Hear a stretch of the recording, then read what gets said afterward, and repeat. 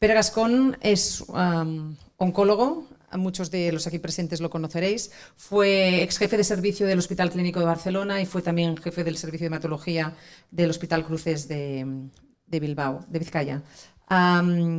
Y desde 2015 es editor jefe de la revista Journal Clinical Translational Oncology. Doctor Gascón.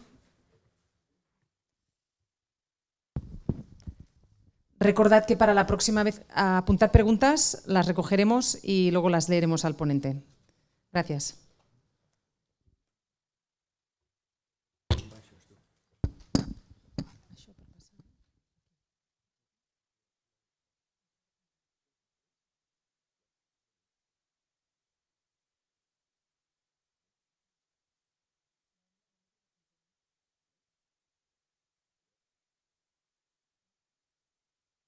Al puntero, Eduard, aquí.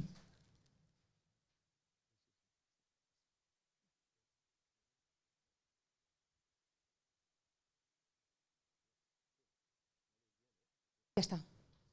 Ya está.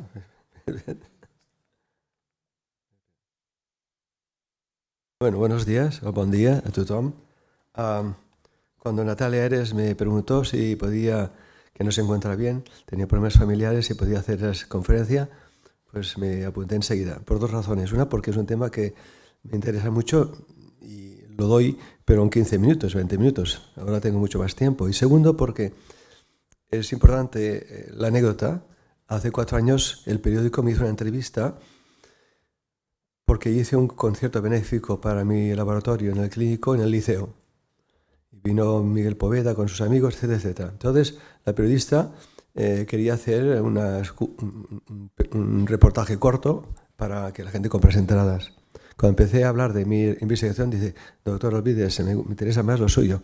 El tema era estrés crónico y cáncer. Hasta aquí todo parece lógico, ¿no?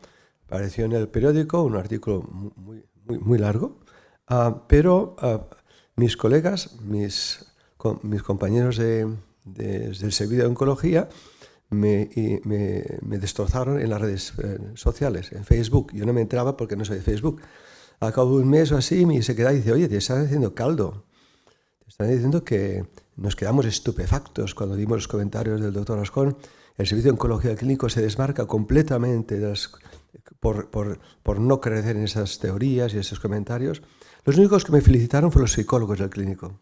Esa es la anécdota, ¿no? Las últimas 2 diapositivas creo que reivindican algo que muchísimo, me imagino que todo el mundo de esta audiencia ya quería, pero los oncólogos pues son durillos, ¿no? Mis colegas no son flexibles, muchos de ellos, ¿no? Por tanto, esa anécdota con la cual yo encantado de hacer esa charla y vamos a ver, porque hay mucho que cubrir.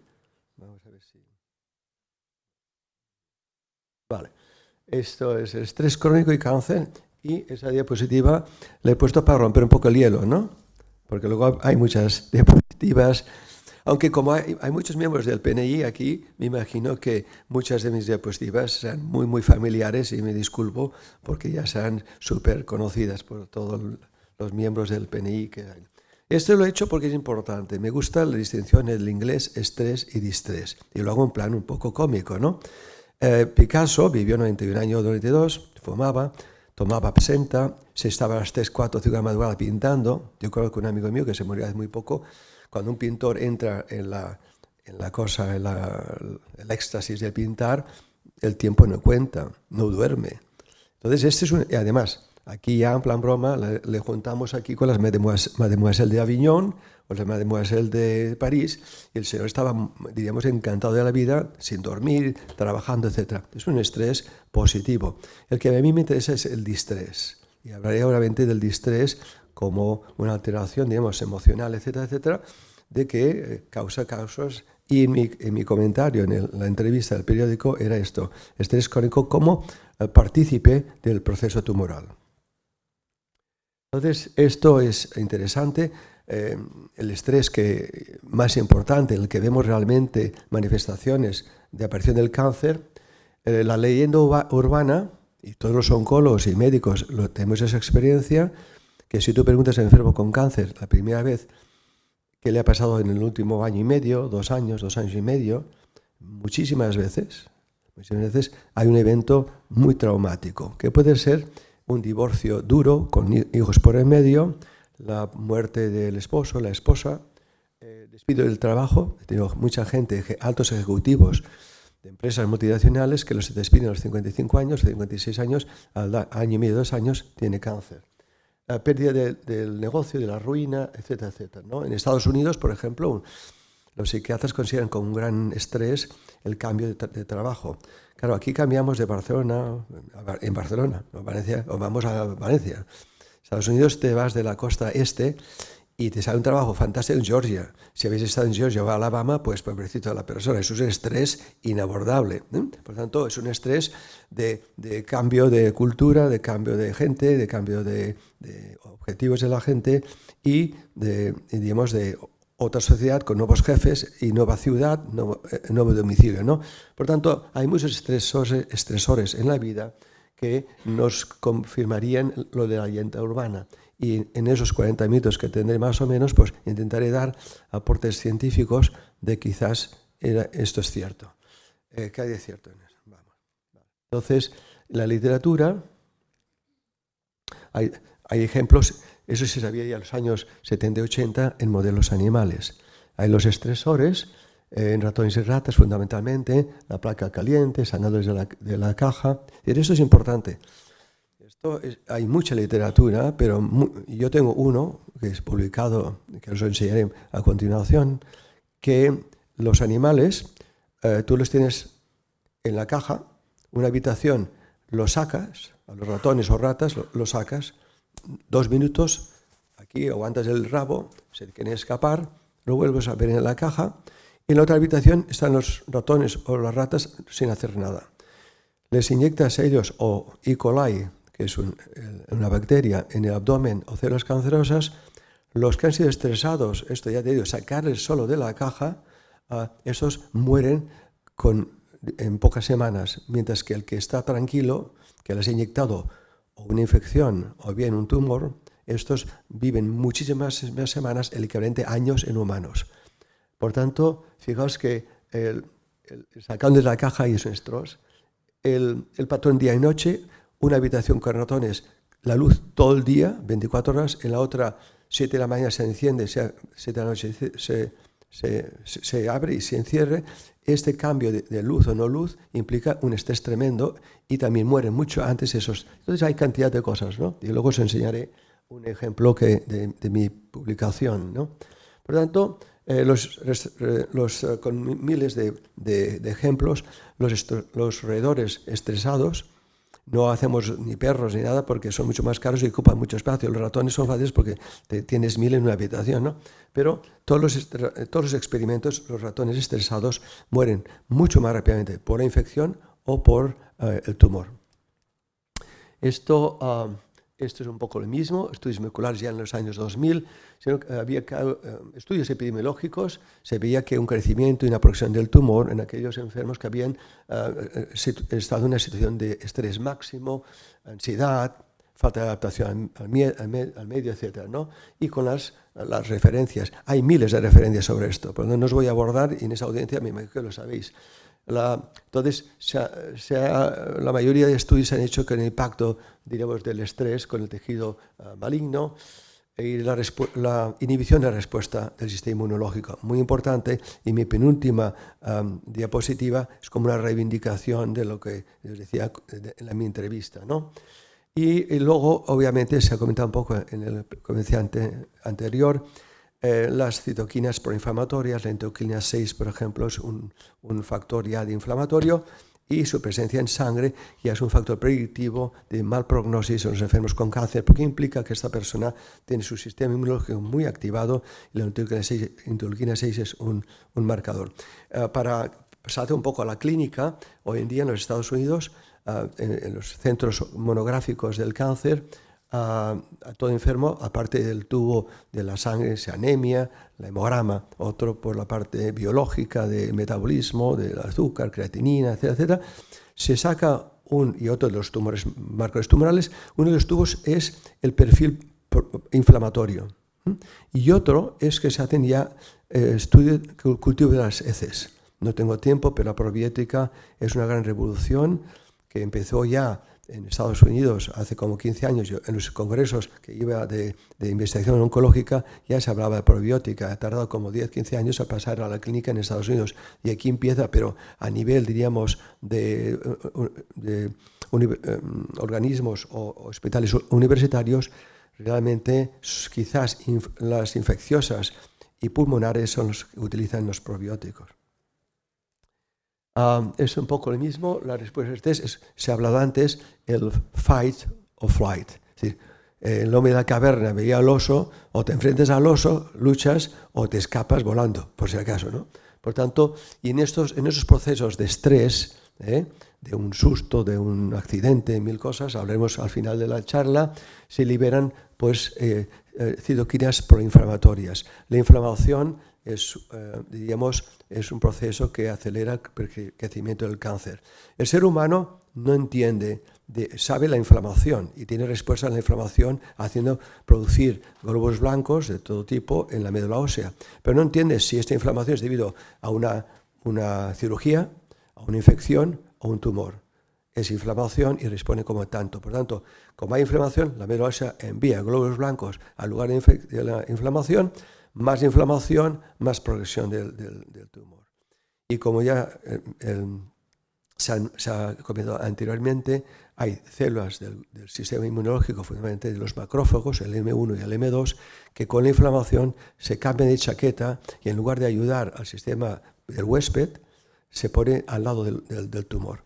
Pero esto no puedo alargarme más porque me pasé de tiempo y ya no tenemos el coffee break. La interacción del sistema nervioso, inmunológico y endocrino en esta audiencia, pues el PNI. Nos abordaré más algo que todo el mundo sabe y hablaré en las próximas diapositivas con cantidad de gráficos, ¿no? Lo mismo, ¿no? La inflamación y la humedad también disminuye la natural killer cell y los linfocitos citotóxicos. De esto hablaremos más adelante. Esto es el axis importantísimo en esta charla, el hipotálamo, la pituitaria anterior y el córtex adrenal. Esto es lo mismo, nota diapositiva. Esta es una diapositiva que luego habrá muchas diapositivas repetitivas, pero en lugar de eliminarlas, las he puesto, me las saltaré porque como sé que todos tendréis acceso a esas diapositivas, pues siempre va bien tener, pues como si hay una charla o para entender a veces esquemas más complejos fácilmente. Como veréis, este es el estrés corto. No se ve. Bueno, este es... Vaya, ahora me he apagado.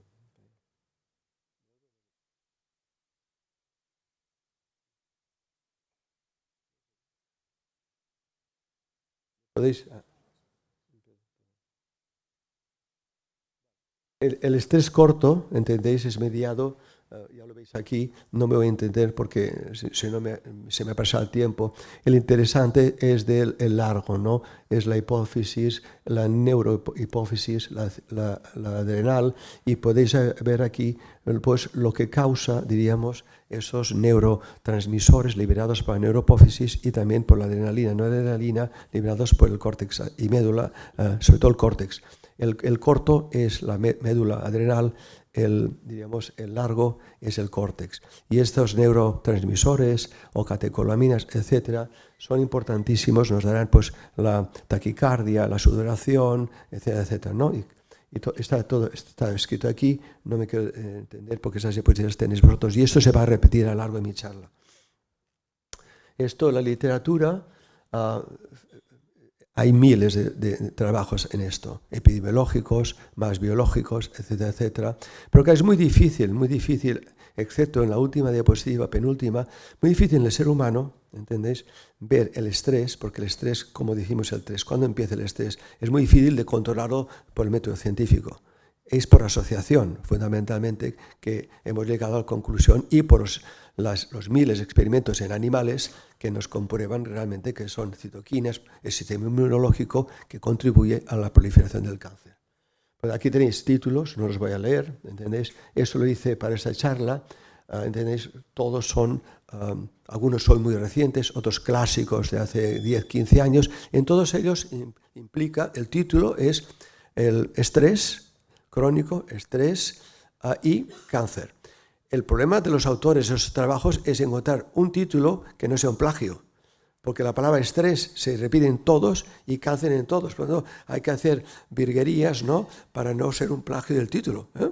En fin, no quiero apabullaros con cosas porque hay cosas más interesantes.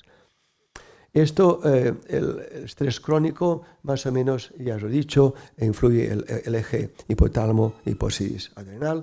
Voy a saltar. Esto es importante porque epinefrina, norepinefrina, adrenalina, noradrenalina actúan sobre receptores A y B, y los veis aquí en rojo, el receptor adrenal A y el B, y actúan de una manera muy importante, como se verá en las próximas diapositivas, y también la dopamina. Por tanto, el mensaje de momento es que una alteración, diríamos, en el estrés actúa sobre el cerebro, el hipotálamo actúa sobre la hipófisis, y la hipófisis sobre el corte adrenal, y aquí empiezan a surgir, en principio, neurotransmisores, hormonas, etcétera, que luego contribuirán a la producción de citoquinas por el sistema inmunológico. Esto es un poco lo mismo, pero más bonita. Los glucocorticoides veréis que tienen un control muy importante fisiológico y también en el ritmo circadiano, etcétera, etcétera. Por lo tanto, el cortisol es un inmunosupresor. Por lo tanto, hay que ir con mucho cuidado, y en los modelos animales veréis en mi publicación que el cortisol es uno de los culpables de la supresión del sistema inmunológico y la progresión tumoral en modelos animales. Bien. Estos son los estresores, modelos animales. Fijaos lo que hay unos que son en roedores y los otros en humanos.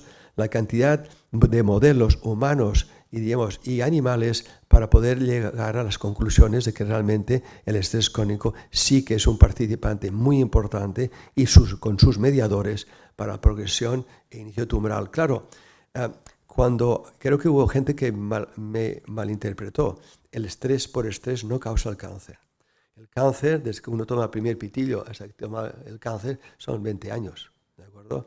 Claro, un estrés no es de 20 años. Lo que sí es cierto que nosotros somos una maquinaria, nuestro cuerpo, que fabrica trillones de células al día. Somos millonarios, al menos en alguna cosa. Trillones. Nuestra médula ósea, durante 90 años, 100 años que nosotros viscamos, no hay una anemia del viejo, de hecho. Por tanto, fabrica millones, trillones de células que circulan en nuestra sangre. Por tanto, es una maquinaria que fabrica trillones de células, algunas salen defectuosas. Por lo general, las muy defectuosas sí ya se mueren al nacer, diríamos, ¿no? Otras son eliminadas por el sistema inmunológico, pues son tan aberrantes que no las reconoce como propias hijas mías, ¿no? Y las que escapan del control inmunológico son clonas. Y esas clonas pueden estar en nuestro organismo durante años y están allí y nos morimos con cáncer. El 80%, cuando se hacían autopsias, el 80% de personas que mueren tienen cáncer de tiroides, pero microscópico, unas cuantas células, no pasa nada. Y los hombres, si viven 80 o 90 años, todos tienen un foco de premaligno de cáncer de próstata, pero mueren de viejos. Por lo tanto, todos originamos mutaciones diarias, pero muchas veces están durmientes, y a menos que no haya un evento muy importante y crónico, este tumor no reaparecerá, no resucitará, se llaman las células durmientes. Por tanto, el estrés no causa el cáncer, participa en el cáncer de una manera muy importante. Entonces, es un poco el crecimiento tumoral. Podéis leer aquí las catecolaminas, ¿entiendes? No quiero leerlo, pero realmente implican en la angiogénesis, en la apoptosis o antiapoptosis, que veremos en las próximas diapositivas. Bien, aquí es un ejemplo de la angiogénesis. Cuando hay un estrés crónico, se puede liberar el Vascular Endothelial Growth Factor, que es el factor más conocido de angiogénesis, o yo le llamo neoangiogénesis. La angiogénesis, nacemos con la angiogénesis. La neoangiogénesis es que el tumor engaña al organismo por la inflamación, y el organismo es muy inocente, fabrica arterias, que es la arteria nutricional del tumor. Y en ese punto la batalla se complica. Por entonces el tumor empieza a crecer porque tiene los nutrientes y el oxígeno necesarios para crecer. Por eso esa neoangiogénesis está regulada por factores angiogénicos. No me sale el marcador, pero angiogénicos que veis aquí. El Vascular Endothelial Growth Factor, el interleukin 6, transforming growth factor alfa y beta, etc. acuerdo? Y vemos también cómo fundamentalmente esta diapositiva es para decir que realmente pues tenemos angiogénesis. Se ha visto que en ratones con crónico estrés, si se da bloqueantes beta, se baja realmente el vascular growth factor. Por tanto, hay muchas maneras nosotros de contribuir, digamos, incluso a eliminar el crecimiento tumoral mediante también ciertos neurotransmisores. Entonces, sigamos. Eso es interesante porque el cáncer, lo que llamamos el tumor primario, para hacer metástasis, tiene que hacer la transición epidermo-mesénquimal y se deshace. Entonces es interesante, fijaos que abajo hay el tumor primario. Para realmente complicar la vida al enfermo con cáncer, se tiene que separar, soltar células del tumor primario con la transformación epidermo-mesénquima, cambian de forma y son capaces de atravesar el endotelio de los vasos, pasar a la circulación y crear metástasis. Y fijaos que en la adhesión, hormonas de estrés pueden promover esta separación de las células del tumor primario en saltarse y salir de la madre, diríamos, ¿no? Luego tenemos la invasión. También fíjate que hay hormonas que facilitan la transición a mesénquima y causan la invasión. Por lo tanto, también es muy importante, tanto en la desadherencia del tumor primario como en la invasión, la participación de agentes del sistema neuroendocrino inmunológico. Esto un poco lo mismo, no quiero repetirme. La noradrenalina, importantísimas a nivel de receptor adrenal alfa y beta, participan también, están asociados también a una progresión del tumor.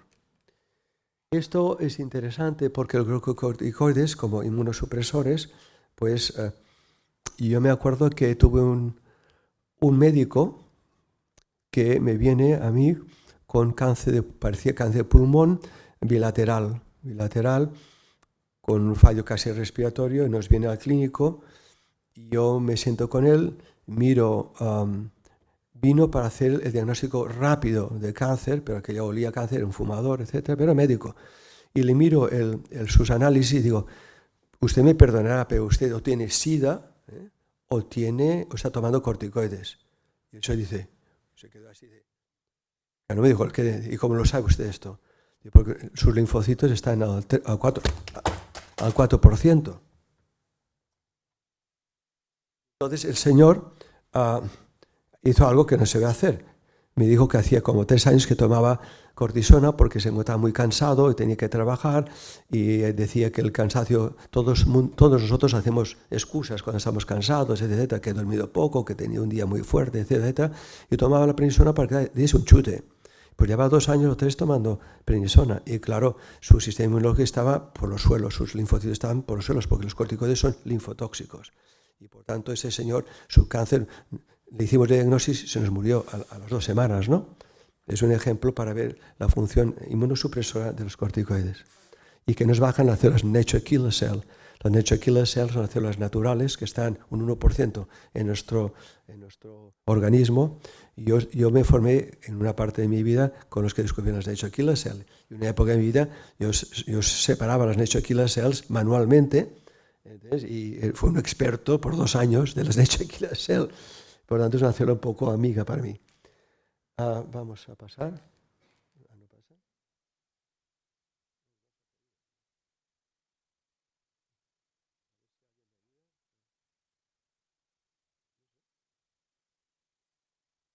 Se me ha bloqueado el... Necesito... Igual al caerse... mira, ahí está. Siempre pasa esto, ¿no? Cuando tú vienes se... Vale, muy bien. Vale. Ya está bien, ya está. ¿Sí? ¿Es?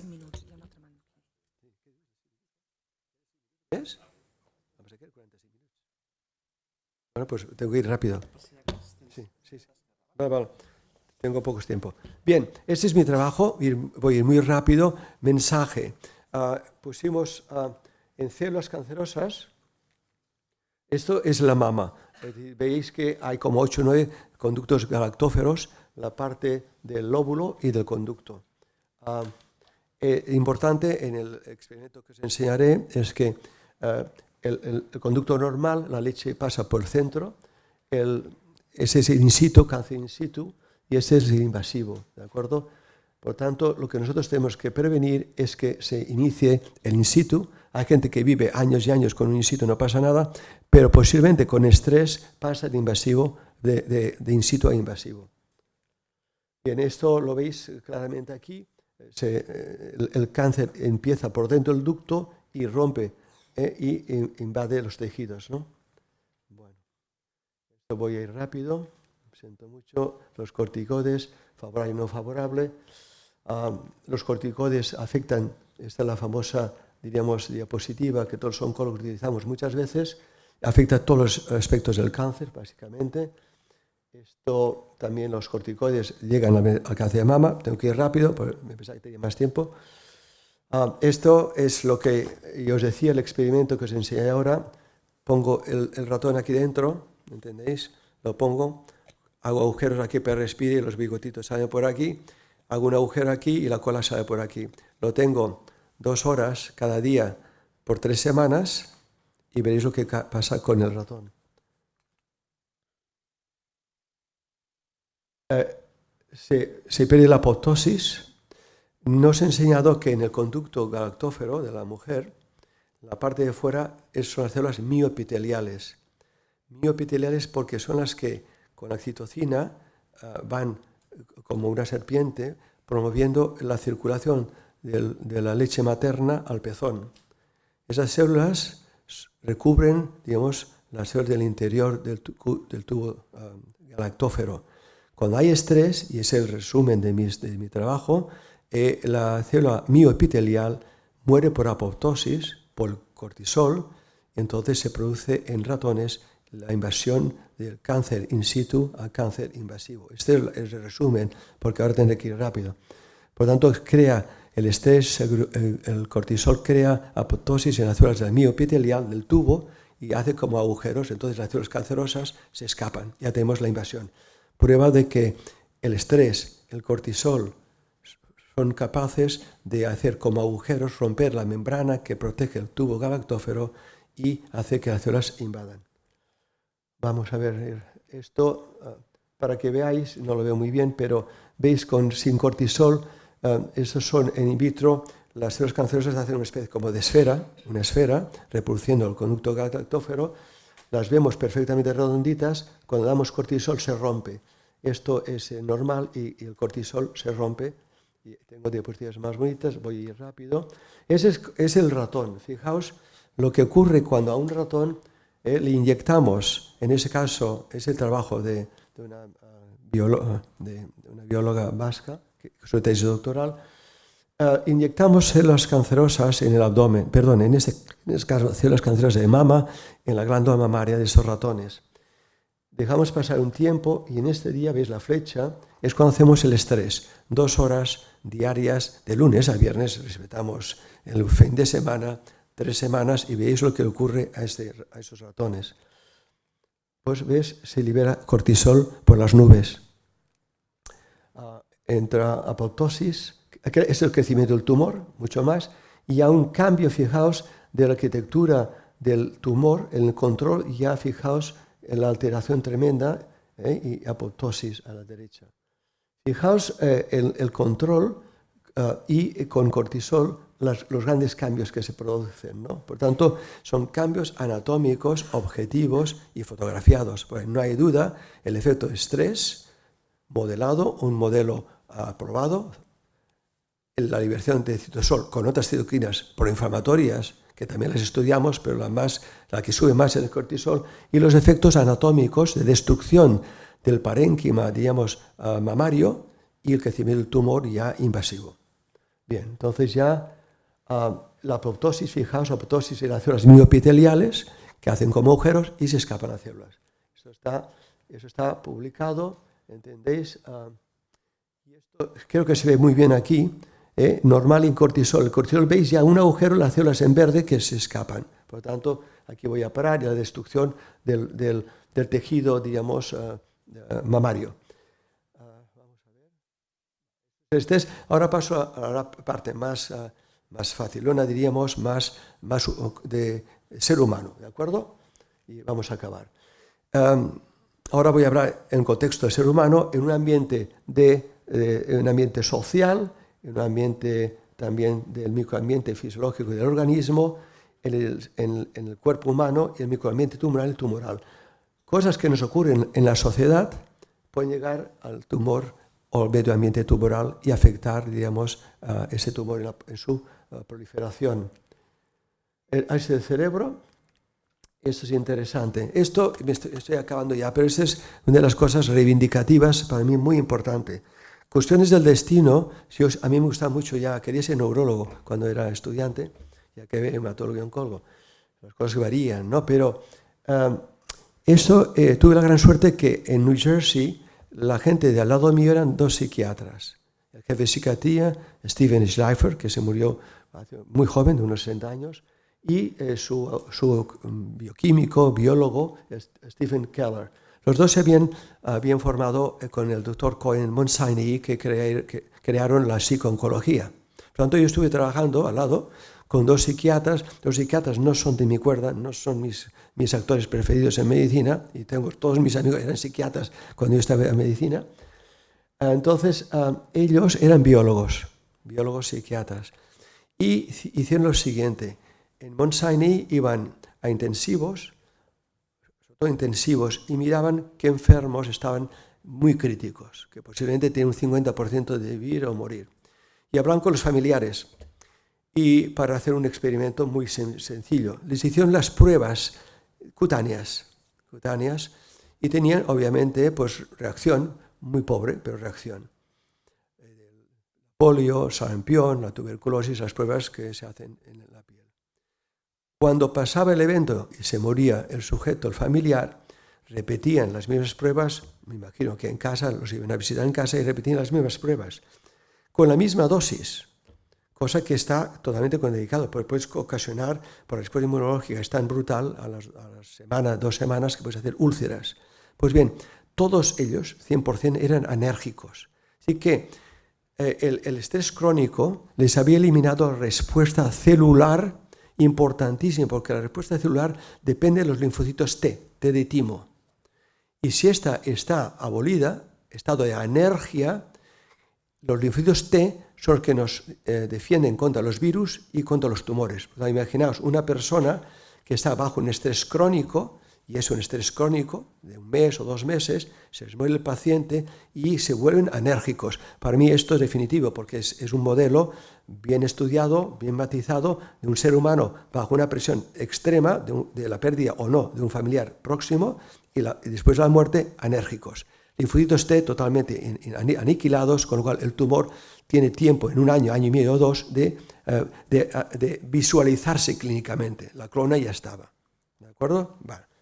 Entonces, ¿cómo reacciona nuestro organismo nos roban, nos asaltan? Entonces, un accidente, pues de esta manera, ¿no? Taquicardia, sudoración, aumento de la presión arterial, es la adrenalina, eso todo el mundo lo sabe. Lo que mis colegas no entienden, dicen que esto es magia potagia, me dicen así, tú eres magia potagia, eres un mago, es que se ha visto hoy en día, en Estados Unidos se ha visto que gente bajo estrés, tiene estas citoquinas elevadas, interleuquina 6, tiene alfa, C40, están aquí escritas, no voy a apabularlos. Y se ha visto que mediante ejercicios cuerpo-mente, yoga, tai chi, qigong, meditación, mindfulness, masaje, esto mejora. Y hay 2 ejemplos que os voy a poner ahora, y con eso acabo, que es el siguiente, el de yoga. Fijaos que en Nueva York un grupo de mujeres recién diagnosticadas con el cáncer de mama, pues estaban al borde de la crisis de nervios, ¿no? En broma de Almodóvar, pero estaban muy frustradas con sus hijos, etcétera, etcétera. Entonces el nivel de citoquinas era tremendo. Hicieron 1 mes de yoga y los niveles de citoquinas bajaron a la normalidad, con lo cual sin ibuprofeno, sin nada de esto, bajaron los niveles inflamatorios, importantísimo. La mitad que no hacía yoga, que vengan 3 semanas, análisis y tratamiento, estaban por las nubes sus citoquinas inflamatorias, que como he dicho, la inflamación facilita la progresión tumoral. La imitación, en California, un grupo de 120 pacientes con cáncer, hizo un retiro de 4,5. Hay un vídeo de esto. Yo si voy a este vídeo, yo creo que me curo también. Yo no sé si el ambiente, que era un resort, pero bueno, fijaos que hicieron, en este caso, meditación. Les miraron los cortisoles y el AGA en la sangre. Los tenían altísimos. Pero el cortisol altísimo, el AGA muy baja, que es el protector del tubo digestivo. Después de 4 días y medio de hacer meditación, sus niveles de cortisol bajaron a niveles normales con solo 4 días y medio y la AGA subió a niveles normales. Bien, entonces ya es mi última, penúltima diapositiva, que me validó, por desgracia 3 años después de mi entrevista. El año pasado, en la asociación, el Congreso Americano de Investigación de Cáncer, que reúne a 25.000, 30.000 investigadores de todo el mundo, entre ellos premios Nobel, el presidente tiene la prioridad de escoger un tema que le apasiona y para él, el presidente de todos los científicos americanos de oncología, de tomar un tema apabullante. Invitó a 4 ponentes. ¿Cuál es el tema? Estrés crónico y cáncer. Por tanto, no hablo más. Por desgracia, esto me vino como calumnia, ¿no? Así.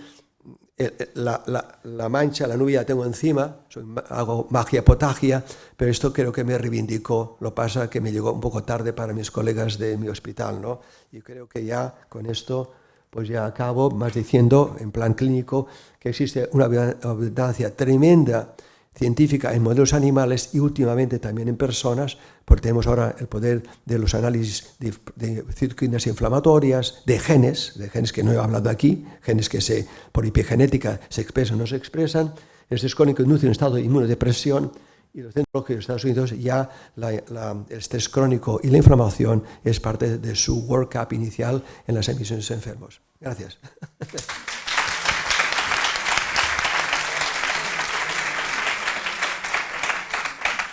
Gracias, doctor Gascón. Ser pionero no es fácil y lo sabemos todos los que estamos en esta sala, que romper con lo establecido no es nada sencillo. Se nos critica, se nos ataca, pero al final la ciencia siempre acaba saliendo a la luz y tarde o temprano viene el reconocimiento.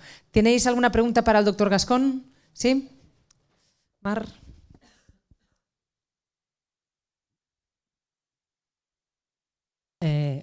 Muchas gracias por toda su charla, la cual la considero enriquecedora totalmente. Estoy de acuerdo al 100%.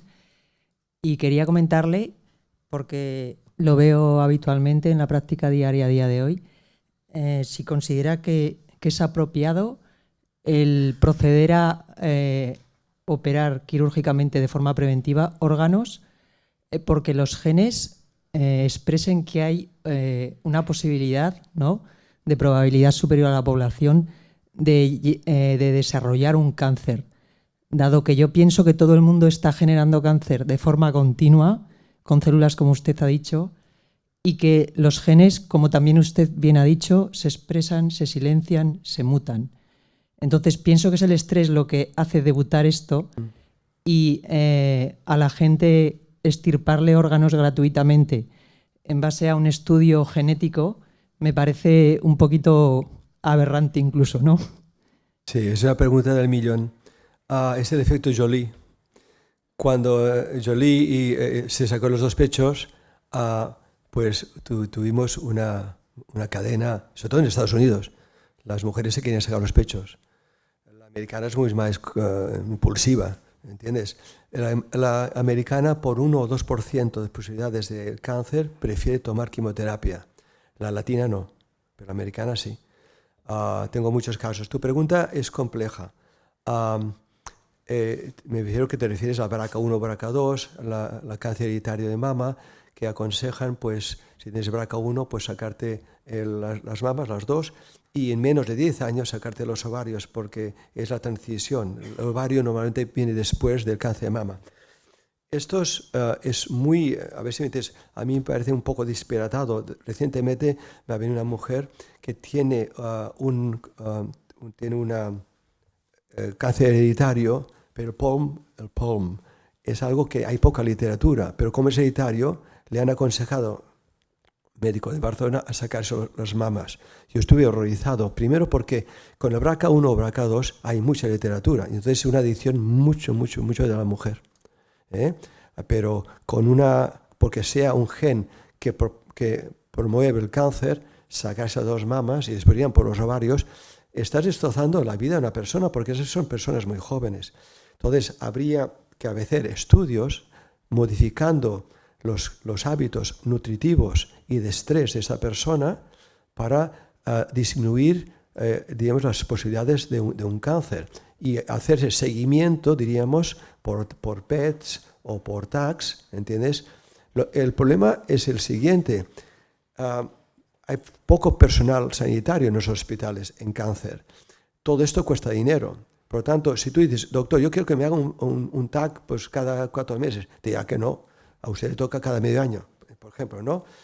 Nutrición, por desgracia, la nutrición en los hospitales, yo en el clínico había una nutricionista que lo único que hacía nunca he entendido, poner a todo el mundo con 1200 calorías, ¿no? En 2 días de hospital te vas a adelgazar.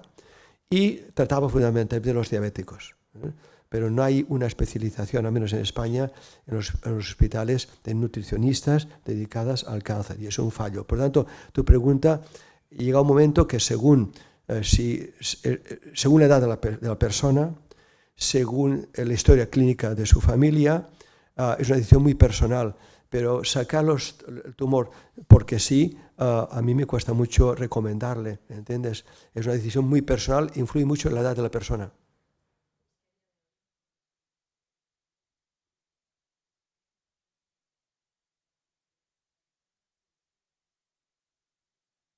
Sí, sí. Totalmente. Sí.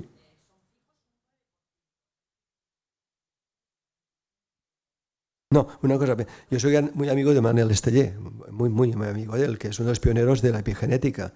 Por epigenética podemos silenciar genes y expresar genes. Y si nos creyésemos todos la epigenética, pues tendríamos mucho menos cáncer, ¿de acuerdo? Hay una cosa, para que veáis la tozudez de muchos de mis colegas, hoy en día los ganglios en cáncer de mama se sacan si tienes el centinela positivo.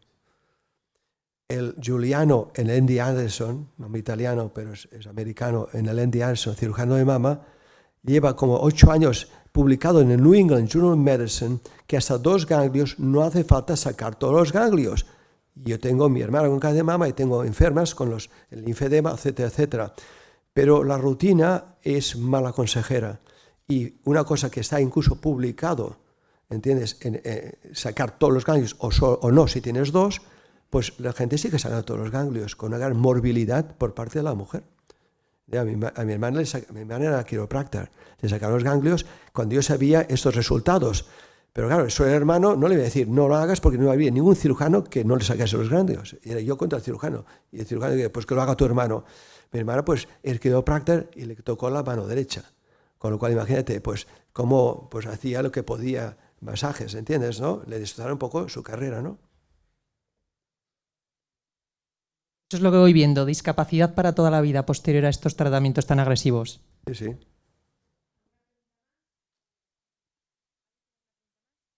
Pues si no hay más preguntas, pasamos al... Sí, sí. Disculpad, una pregunta más y pasamos al coffee break. Y volveremos en media horita. Sí, no t'he saludat abans. No, solamente, bueno, felicitarte, ya nos conocemos.